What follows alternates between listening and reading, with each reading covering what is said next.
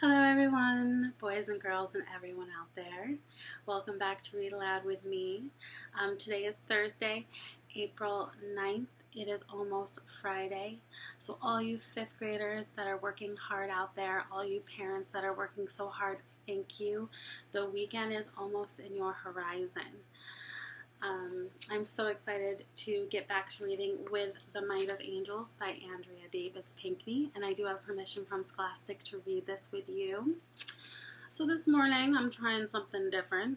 Instead of my big old coffee, I am trying some chai tea. It's good so far. We'll see how the rest of the morning goes. Alright, now let's get to it. We are more than halfway through our wonderful book. It makes me wonder what we will read next. But today, we are picking back up on Wednesday, November 24th, 1954. Diary book. At school, I broke Daddy's rule about keeping my hands to myself. I couldn't help it. That Jackie Robinson baseball card in the janitor's closet has been looking at me every day for weeks. And every day I've been asking myself, why would somebody just leave a Jackie Robinson baseball card out like that? Seems the card wanted me to touch it. As soon as my hand was on the card's corner, peeling it out from its crevices, I found out why it had been put there. Today, I met Mr. Williams, our school janitor. Jackie keeps me going was his way of introducing himself when he came into the closet and caught me holding his card. We shook hands and I told him my name.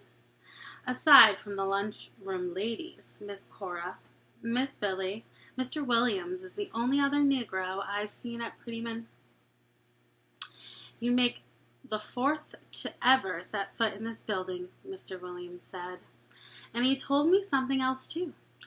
Dawnie, you and Jackie Robinson have a lot in common. Thursday, November 25th, 1954. Diary book. Thanksgiving break. I'm grateful for our tree mop, fried pickles, and my pogo stick. Today, when I bowed my head for Daddy's Thanksgiving prayer, I whispered a quiet gratitude. Lord, I am most thankful for 4 days of freedom from chalk dust and murky eraser water. Friday, November 26, 1954, diary book. Mama wastes no time bringing on Christmas. Our tree goes up the day after Thanksgiving. Tonight we decorated that tree for its pointy top to the lowest branches. Goober ate half the popcorn meant for stringing, but we still had plenty of balls and bows to cover every limb. This year, Mama made decorations to represent each of us. For Goober, she created a wreath made of peanut shells. For me, a strand of felt-cut bells that we looped along our banister. Daddy's decorations were shredded newspaper strips pulled into pom-poms. Where's your decoration? I asked Mama. What do you make to show who you are? Come see. Mama led us to the porch, where she'd built a miniature Christmas village constructed with clothespins. There were even clothespin reindeer and clothespin sleighs. We spent the rest of the evening eating Thanksgiving leftovers. Tonight, when Mama came to my room to kiss me before bed, she held me for a time and sang, Dawnie, Dawnie, sweet potato pie. Saturday, November 27th, 1954, diary book. Reverend Collier called a special meeting this evening at church. Shepherd's Way was filled with lots of people I didn't know. They'd come from congregations throughout Lee County and were eager to fill our pews. There were Negroes, white folk, boys and girls and babies bundled tight. I spotted people from Calvary Baptist, the church whose team we whipped last summer in baseball at Orrin's pasture. That boy, Lonnie, gave me a quick wave. Daddy explained that the white folks were all from the NAACP, I recognized the lady and the men who'd come to our house. Somebody needs to tell the NAACP lady to stop wearing mud-colored lipstick. At least her dress wasn't black. Tonight she was wearing a suit the same color as peas. There were other white ladies too, all dressed like her, and men with big collared suits. Mama made me wear the peach Melba dress and the Vaselines. Since she'd worked so hard on giving me Christmas bell decorations, I didn't make a stink about the dress and shoes. At least the dress fits now, and I didn't have to do much walking in the Vaselines. Reverend Coulier asked our family to sit in the first row pew. We were one pew up from the NAACP people. The NAACP lady put a gentle hand on Mama's shoulder when we got to our seats. A man I didn't know shook hands with Daddy. Reverend Coulier said, "This will be a night to remember at Shepherd's Way." Hi, Lucy. Wow.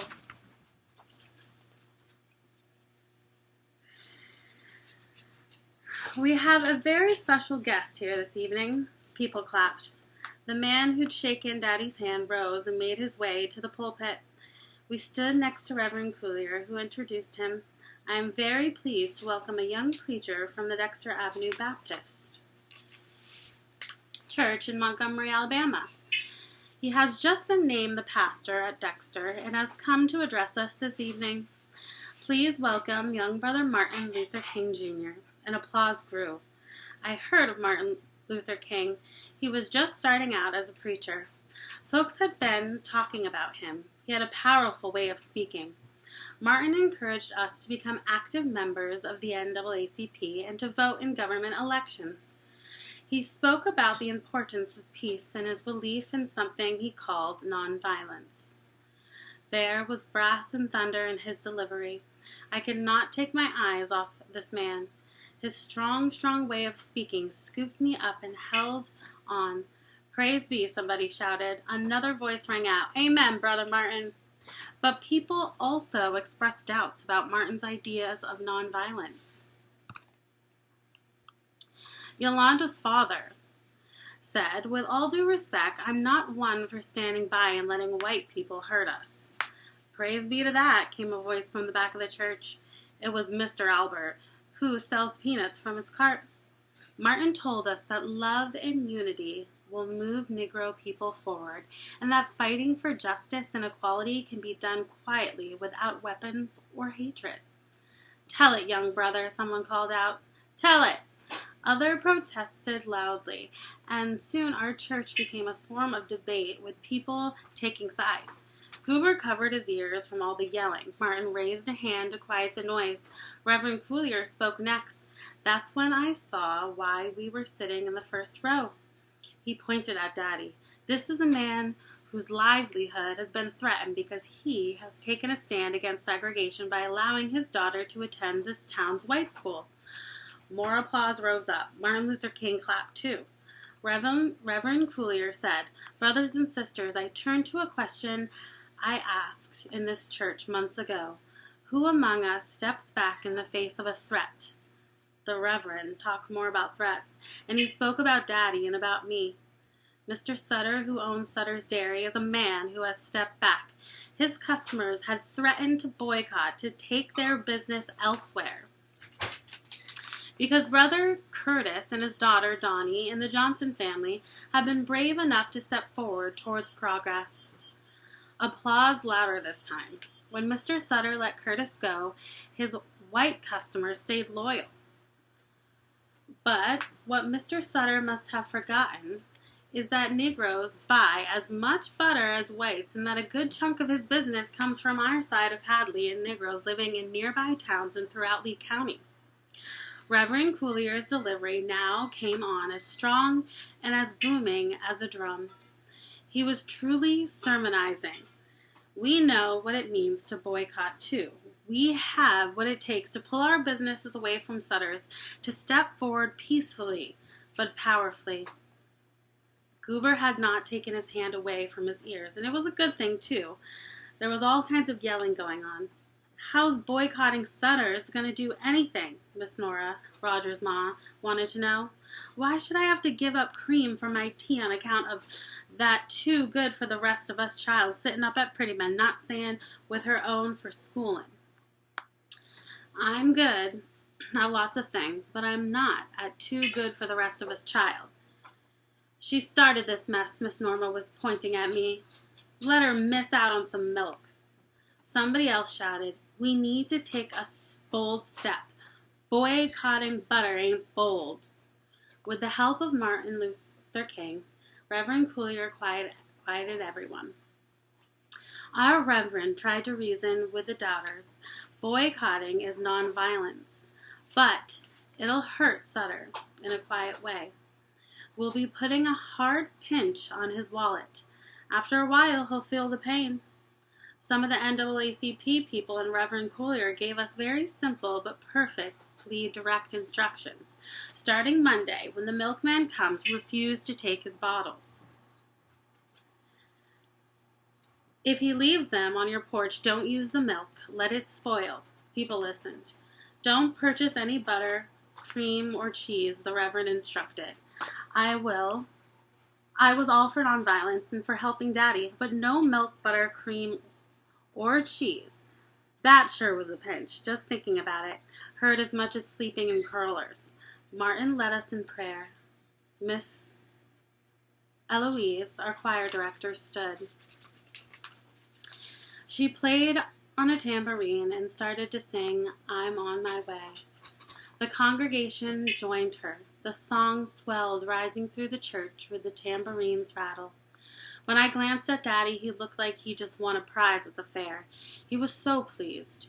Mama, too, and Goober. He'd found a church fan and was waving it and singing. He had the tune right, but I'd changed the words to no more cheese for me. I sang too, but I was not ready to say goodbye to buttered toast and mac and cheese. Monday, November 29th, 1954, diary book. First day back to school after turkey and pie. I dragged my feet to the breakfast table. Dry toast didn't help. Daddy drank his coffee black and Goober filled his oatmeal bowl with cider. When Daddy and I walked to school, Waddle was waiting in her usual spot. Dawn's blue curtain made it hard to see her fully, but the street lamp's light showed off the double rings that formed Waddle's raccoon mask. Waddle's fur gotten thicker, her tail bushier. She looks thick, too, big around the middle, storing fat to keep warm for the cold months ahead. Winter's not far off. Nice coat, I said to my raccoon friend. Even by afternoon, I had to wear mittens for clapping the erasers. I smacked them together with fury to get it over with quickly. White poof rose all around me from the chalk dust and from the steam that soothed warm into the icy air as I coughed. Saturday, December 4th, 1954, diary book. It snowed lightly during the night, powdered sugar on our grass. Goober had his coat and mittens on already when he brought me my pogo stick. Teach me, Dawnie, he shoved the stick at me. Show me, there's no more dirt. The stick won't get stuck. It's all white now. I'll be slippery, I said. But Goober was right. The ground was hard enough to make the pogo go. With winter coming, I knew this would be one of the last times I'd be jumping on my pogo stick, so I gave Goober another lesson with the snowy ground beneath us. First, I showed Goober how to jump on, then off the stick, 2 feet at a time. Watch me. On, off, I demonstrated for Goober, who would hardly let me finish. He was so eager. Goober copied me. On, off. He did good on the first try. We worked our way up to 5 full bounces. Goober was able to jump a little bit forward. Am I flying, Dawnie? You're flying good, Goob. On 2, 3, 4, off. Goober was all smiles, even though the spring on my rickety pogo stick was squeaking the whole time. A few tries at pogo flying were enough for Goober. When his nose started to run, he was ready to go inside. I've set my pogo stick in my bedroom closet where it'll sleep till spring. All right, we're going to stop there. Sorry for all the noise, my friends. It's my parents' dog, Lucy, who came in. Hi, Lucy. And I live right by the airport in Winooski, so sometimes the planes will fly over. And my mom is very noisy in the kitchen, so sorry. But it looks like in our book today we were introduced to Martin Luther King, and we know and we've learned about him many times in school. And he was telling everyone in the church that we should fight back. We should fight back the segregation and discrimination in a nonviolent way by boycotting. So I wonder how that is going to work out for Dawnie and the whole community Dawnie lives in. I will see you all tomorrow. Thanks for listening, and Tootles.